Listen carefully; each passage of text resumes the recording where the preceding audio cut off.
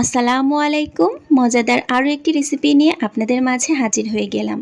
আজ আপনাদের জন্য নিয়ে এসেছি গুঁড়ো দুধের মিষ্টি দই, তাও আবার স্টিলের বাটিতে তৈরি। খুবই অল্প সময়ে একদম ঝামেলাবিহীনভাবে আমি আজকের এই ক্রিমি মিষ্টি দইটা বানিয়ে নিয়েছি। যাদের মিষ্টি দই নিয়ে অনেক ধরনের সমস্যা থাকে, দইটা জমতে চায় না, আজকের ভিডিওটা তাদের জন্য একদম পারফেক্ট হতে যাচ্ছে। আশা করি ভিডিওটা পুরো দেখলে আপনাদের পরবর্তীতে দই জমানো নিয়ে আর কোনো ধরনের কোনো ঝামেলা থাকবে না এবং আপনাদের দইটাও জমবে খুবই অল্প সময়ে। তাহলে চলুন কথা না বাড়িয়ে ফুল ভিডিওটা দেখে আসি। আজ আমি দইটা গুঁড়ো দুধ দিয়ে বানাবো, তাই এখানে আমি 1 কাপ পরিমাণ গুঁড়ো দুধ নিয়েছি আর আমি দিয়ে দিচ্ছি মেজারমেন্ট কাপের 3 কাপ পরিমাণ পানি। যেই কাপ মেপে আপনারা গুঁড়ো দুধটা নেবেন ঠিক সেই মাপের 3 কাপ পরিমাণ পানি এখানে ব্যবহার করতে হবে। আর আমি এখানে হালকা কুসুম গরম পানিটা ব্যবহার করছি, এতে করে গুঁড়ো দুধটা খুব সুন্দরভাবে পানির সাথে মিশে যাবে। একটা হ্যান্ড হুইস্কের সাহায্যে গুঁড়ো দুধটাকে পানির সাথে খুব ভালো করে মিশিয়ে নিতে হবে।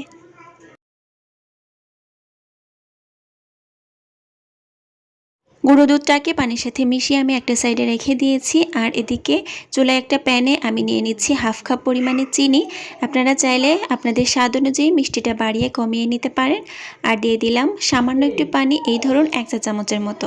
চুলার জালটা মিডিয়াম টু লোতে রেখে এখন আমি ক্যারামেল তৈরি করে নিব দইয়ের মধ্যে সুন্দর একটা কালার আসার জন্য। যখন চিনির কালারটা এরকম লালচে টাইপের হয়ে যাবে সেই পর্যায়ে অনবরত এটা নাড়তে থাকতে হবে, না হলে পুড়ে যেতে পারে। আবার অতিরিক্ত গাঢ় করে ফেলা যাবে না, তাহলে কিন্তু দইয়ের মধ্যে তিতা ভাব চলে আসবে। ঠিক এরকম লালচে টাইপ কালার চলে আসলে যে গুঁড়ো দুধটা পানির সঙ্গে মিশিয়ে রেখেছিলাম সেখান থেকে সামান্য দুধ আমি ক্যারামেলের মধ্যে দিয়ে একটু মিশিয়ে নিচ্ছি। প্রথম দিকে ক্যারামেলটা দলা পেকিয়ে থাকতে পারে, এতে ভয়ের কিছু নেই। আস্তে আস্তে নাড়তে নাড়তে কিন্তু ক্যারামেলটা একদম দুধের সাথে মিশে যাবে। সম্পূর্ণ দুধটুকু আমি ক্যারামেলের মধ্যে দিয়ে একটা হ্যান্ড হুইস্কের সাহায্যে খুব ভালো করে মিশিয়ে নিচ্ছি। এখন এই দুধটাকে আমি হাই ফ্লেমে দিয়ে একটু জাল করে নিব। 3 কাপ দুধকে আমি জাল করে 2 কাপ করে নিব। এর থেকে বেশি ঘন করার প্রয়োজন নেই, তাহলে কিন্তু দইয়ের মধ্যে যে ক্রিমি টেক্সচারটা সেটা আসে না, দইটা অনেকটা আঠালো হয়ে যায়। ঠিক 2 কাপ মতো দুধটা হয়ে গেলে আমি চুলার জালটা বন্ধ করে দিব এবং এভাবে দুধটাকে ঠান্ডা করতে রেখে দেব, কারণ এই গরম দুধ দিয়ে কিন্তু দই বানাতে গেলে দইটা হবে না। তাই এভাবে দুধটা একটা সাইডে রেখে ঠান্ডা করে নিতে হবে।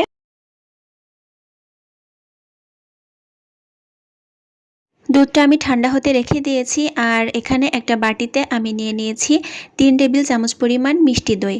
আমি আজকে দই বীজ হিসেবে মিষ্টি দইটাই ব্যবহার করছি। আপনারা চাইলে টক দইটাও ব্যবহার করতে পারেন, তাতে কোনো সমস্যা নেই। তবে খেয়াল রাখবেন দই বীজটা যেন ভালো হয়। একটা হ্যান্ড হুইস্কের সাহায্যে দইটাকে খুব ভালো করে ফেটিয়ে এরকম ক্রিমি করে নিতে হবে, যাতে এর মধ্যে কোনো দানা দানা ভাব না থাকে। এদিকে যেই দুধটা ঠান্ডা করতে রেখে দিয়েছিলাম সেটাও প্রায় ঠান্ডা হয়ে গিয়েছে। আর পারফেক্ট দই বসাতে হলে কিন্তু দুধটাকে পুরোপুরি ঠান্ডা করে ফেলা যাবে না, এমনভাবে ঠান্ডা করতে হবে যেন একটা আঙুল ডুবিয়ে রাখলে 10 থেকে 12 সেকেন্ডের মতো সহ্য করা যায়। মানে দুধটা কুসুম গরম থেকে হালকা একটু বেশি গরম থাকবে। এখন দুধটা থেকে সামান্য একটু দুধ নিয়ে আমি যেই দইটা ফেটিয়ে রেখেছিলাম তার মধ্যে দিয়ে একটা হ্যান্ড হুইস্কের সাহায্যে খুব ভালো করে মিশিয়ে নিচ্ছি। খুব ভালোভাবে মিশিয়ে নিতে হবে যাতে এর মধ্যে কোনো লাম্পস বা কোনো দানা ভাব না থাকে। সবটুকু দুধ আমি দিয়ে দিয়েছি এবং ভালোভাবে মিশিয়ে নিয়েছি। দইটা বসানোর জন্য আজ আমি একটা স্টিলের বাটি নিয়েছি। আমাদের সবার বাসায় কম বেশি এই ধরনের স্টিলের বাটি থাকে। আমি আজ কোনো ধরনের কোনো মাটির পাত্র বা কোনো কাচের পাত্রই ব্যবহার করছি না।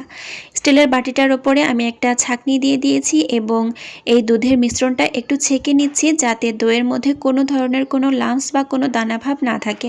আপনারা চেষ্টা করবেন দুধটা একটু ছেঁকে নেওয়ার জন্য, এতে করে খুব ক্রিমি টেক্সচারের একটা দই কিন্তু আপনারা বসাতে পারবেন। হ্যান্ড হুইস্কের সাহায্যে আমি একটু ফেনা তুলে নিচ্ছি যাতে ওপর থেকে খুব সুন্দর একটা লেয়ার ক্রিয়েট হয়। এখন আমি ফয়েল পেপার দিয়ে এই দুধের বাটির মুখটা আটকে দিচ্ছি। আপনাদের কাছে ফয়েল পেপার না থাকলে অন্য যে কোনো ধরনের ঢাকনাটাই ব্যবহার করতে পারেন।